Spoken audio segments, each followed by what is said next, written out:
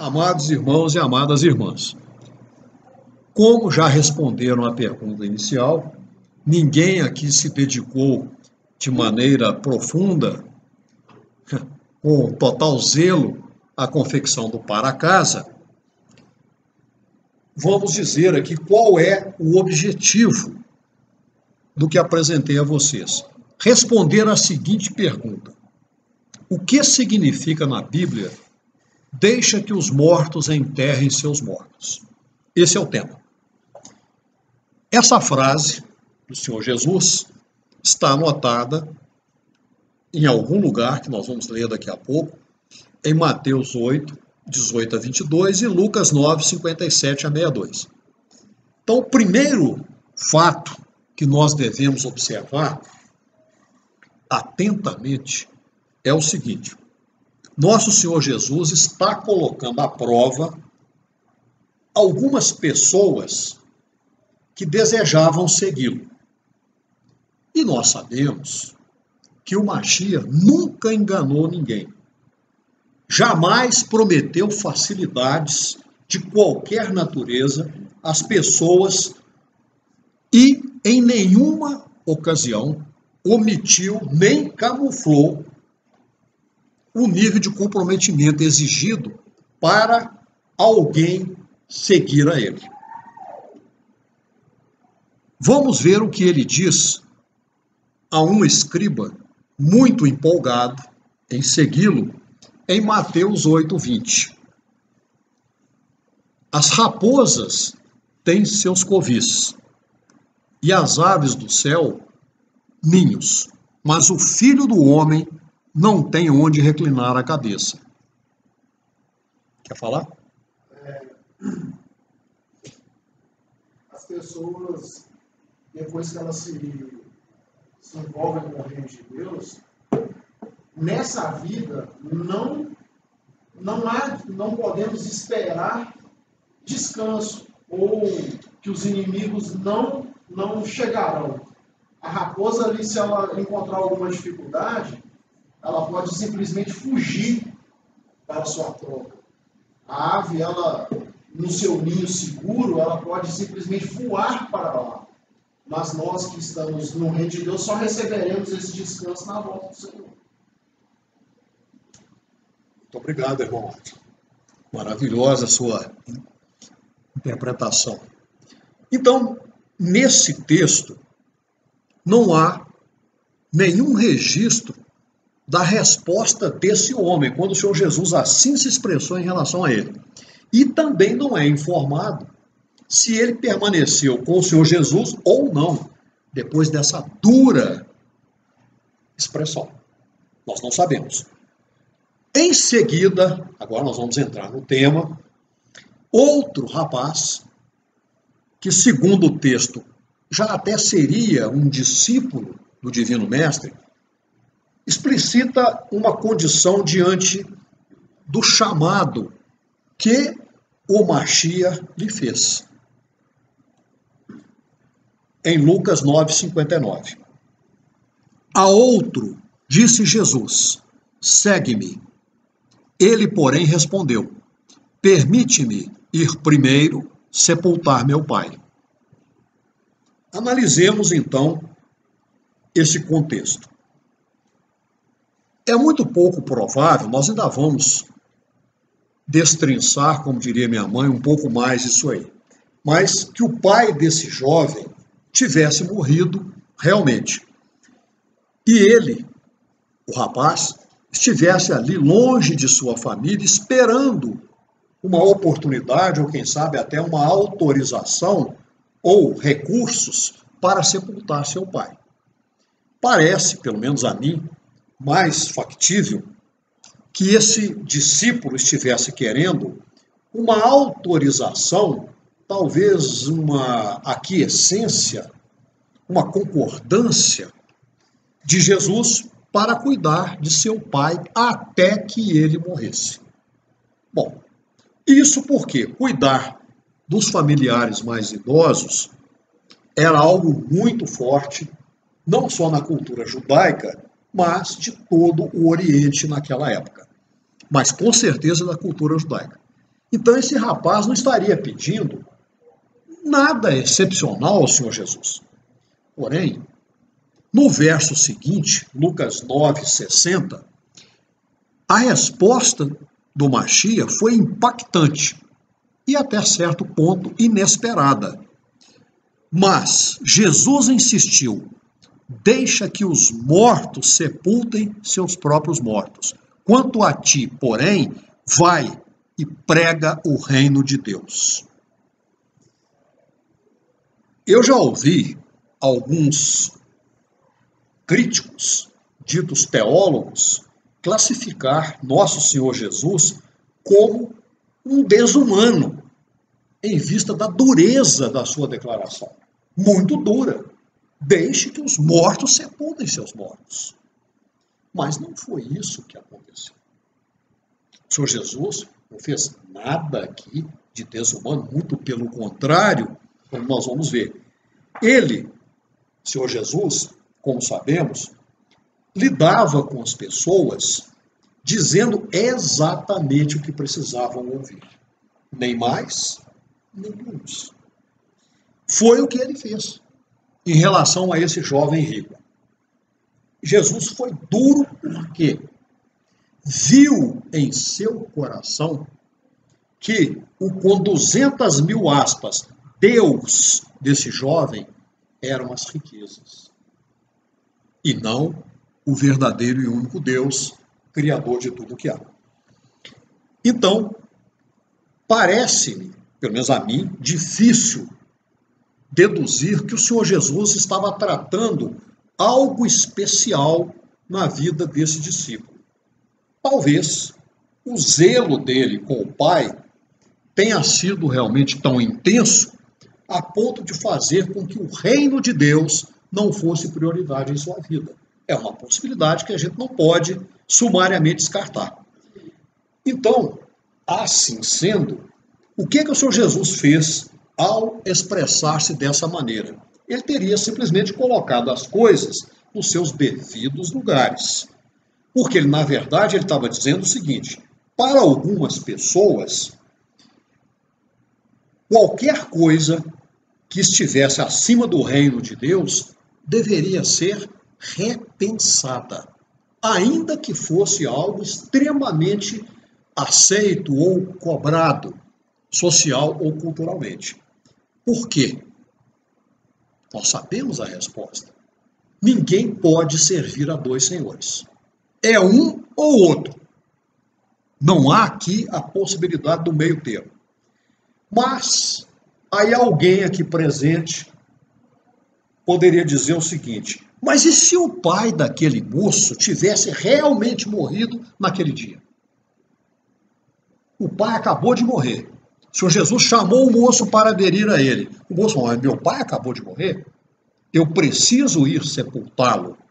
Bom, o Senhor Jesus não teria mudado o tom. Ele teria dito a mesma coisa. E, na verdade, essa intensidade da manifestação do Mashiach teria sido muito mais intensa, porque ele estaria dando um reforço, uma ênfase muito maior à sua exigência de lealdade exclusiva. Não importa o seu pai, importa a mim, importa ao Pai Celestial. De qualquer forma, desde esse início aqui, fica claro para nós que as palavras do Senhor Jesus ensinam que nossa prioridade principal, e põe principal nisso, deve recair sobre o reino de Deus. E deve superar, exceder, sobrepassar qualquer outra, não importa do que se trate. E isso fica, usando uma palavra da minha mãe, peremptoriamente claro, quando o Senhor Jesus diz, nós vamos voltar a isso daqui a pouco, em Lucas 9:62, o seguinte: ninguém lança a mão do arado e olha para trás. É apto para o reino de Deus. Quer falar alguma coisa? Essa não. Então, amados irmãos e amadas irmãs, nós precisamos, nesse momento, abrir um parêntese aqui e fazermos algumas considerações linguísticas e culturais fundamentais para continuarmos entendendo, fazendo uma exegese mais exata do que se passou naquele cenário. As palavras do Senhor Jesus são profundas, realmente, em significado e na sua aplicação, com certeza. Muitas pessoas, inclusive, pessoas ditas estudiosas de teologia e da palavra de Deus, consideram que esse verso, seja um dos mais esclarecedores quanto à realidade do maravilhoso reino que o Mashiach preparou para nós e deseja dar-nos. Essa expressão hebraica, permita-me sepultar meu pai, não quer dizer meu pai acaba de morrer.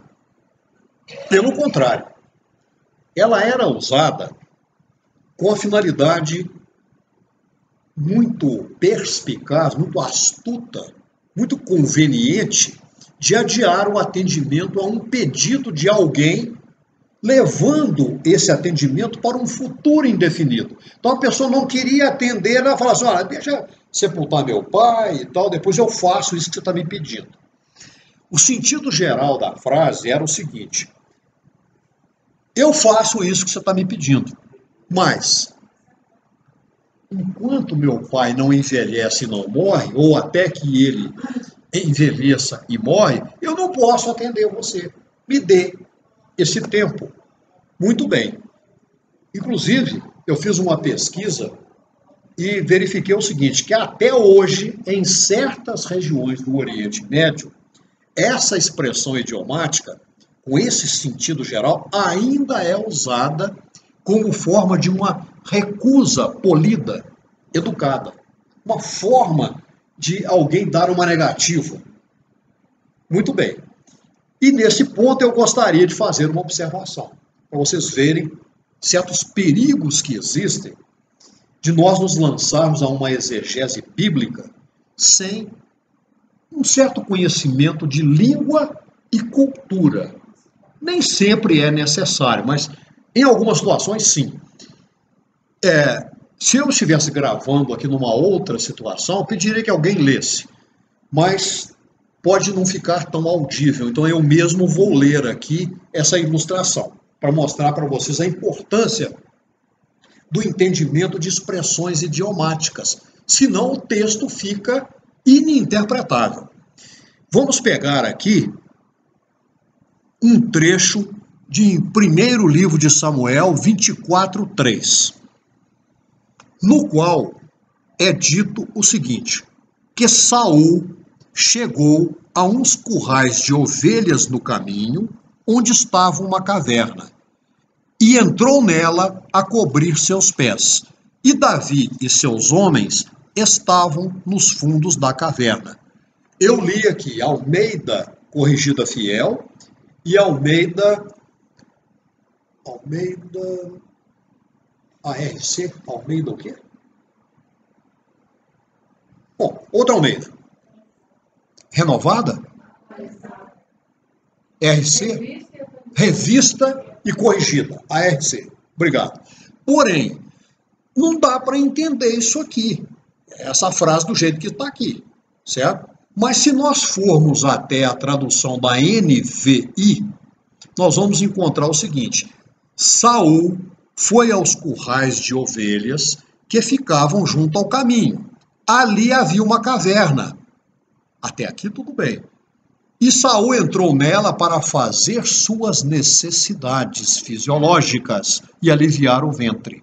Então agora nós entendemos que cobrir os pés significa fazer suas necessidades fisiológicas intestinais. Então observe o seguinte. Então, vocês imaginam o seguinte, eu fico imaginando o irmão cronarca amantíssimo Marcelo, ouvindo alguém apertar a campainha da casa, ele vai lá, a pessoa fala, o irmão Marcelo, eu posso cobrir meus pés? E aí? Na sua porta, certamente não, né?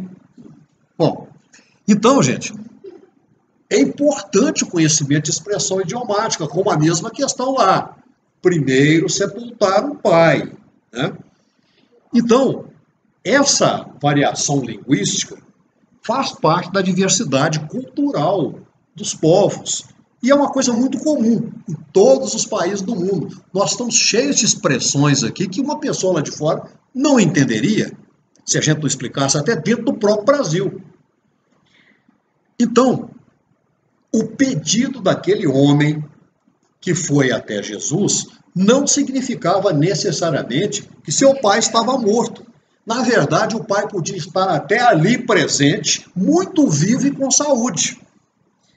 A grande maioria das pessoas, ditas estudiosas da Aliança Renovada, confirma, pelo menos umas teses eu vi a esse respeito, que é grande a possibilidade de nós estarmos diante de mais uma manifestação idiomática do contexto cultural daquela época e daquela região, significando o seguinte: vamos decodificar as palavras do rapaz abordado pelo Senhor Jesus.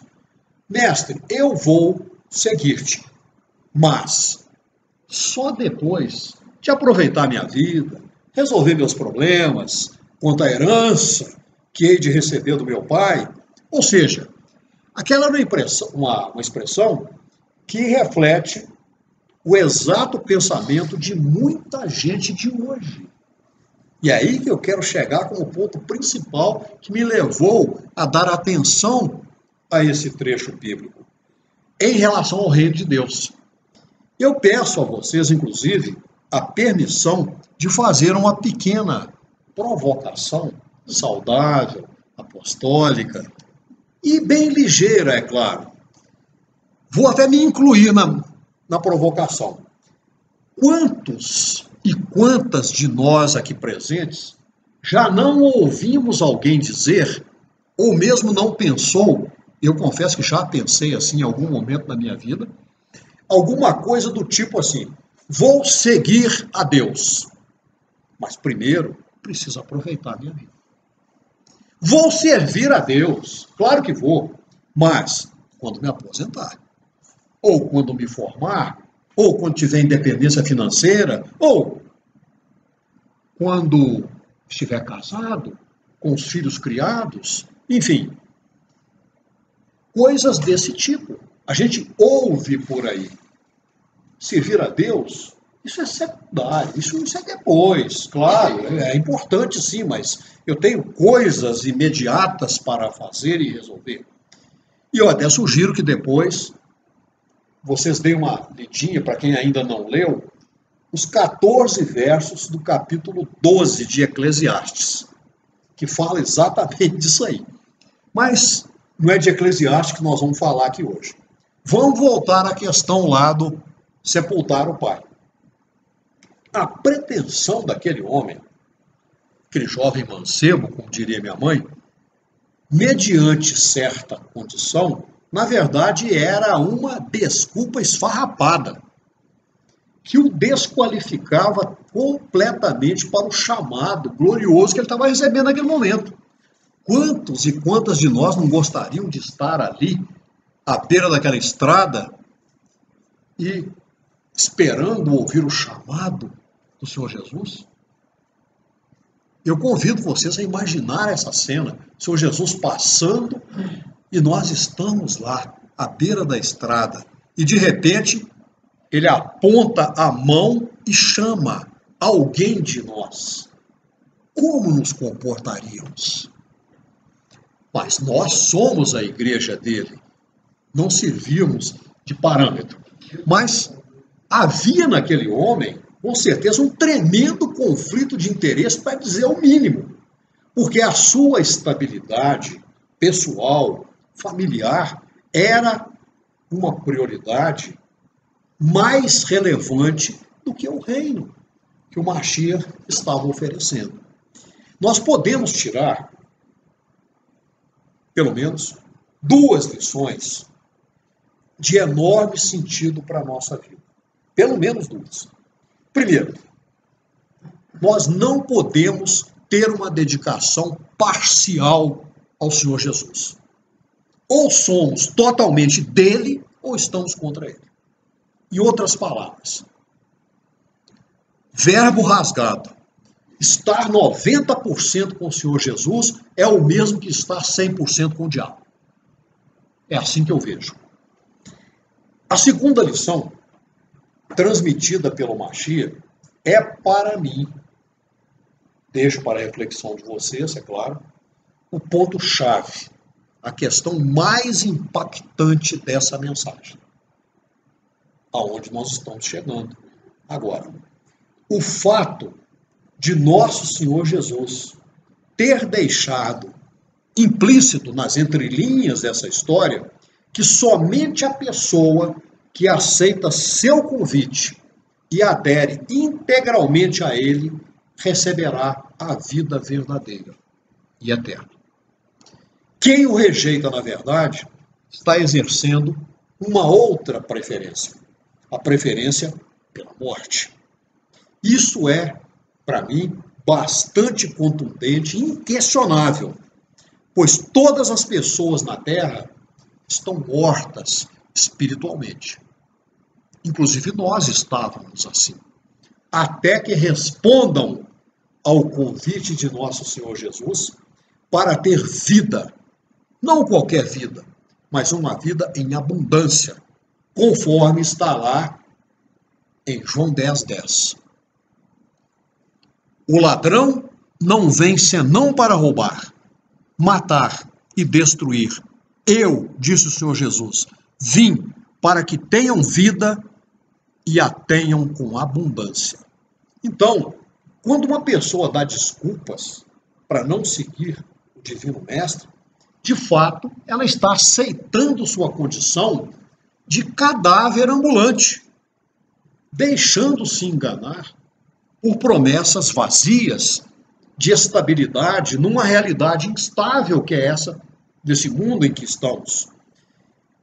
Essa pessoa está sendo e mantendo-se ludibriada pela ilusão satânica de prosperidade em uma terra onde a felicidade, quando existe, se é que existe, é temporária e extremamente passageira. Minha mãe diria fugaz.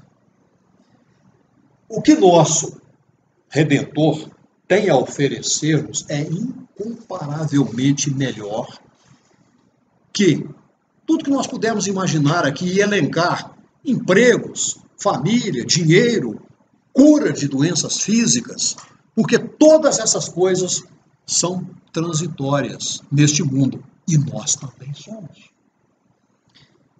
Então, trocar o reino eterno de Deus por essas brevidades significa, pelo menos a meu ver, de fato, viver uma vida de zumbi, ou seja, uma pessoa morta-viva. Por isso, sugiro que nós acolhamos incondicionalmente e de imediato a convocação de nosso Senhor Jesus HaMashiach e deixemos que os mortos sepultem seus próprios mortos. Inclusive, quero citar para vocês aqui que na minha pesquisa, que algumas pessoas estudiosas da palavra de Deus entendem que o Senhor Jesus fez aqui também um certo trocadilho, comunicando mais ou menos assim: deixe que as pessoas espiritualmente mortas sepultem as fisicamente mortas. O que ele quis mostrar? Ele quis mostrar com isso o seguinte, que outras pessoas podiam cuidar lá do sepultamento do pai daquele rapaz. Por quê? Porque elas não estavam comprometidas, estavam mortas espiritualmente ainda. E não estavam comprometidas profundamente com o reino de Deus. E aquele rapaz estava demonstrando pelo menos um certo movimento para entrar no reino. Então, que deixasse os zumbis enterrarem os mortos.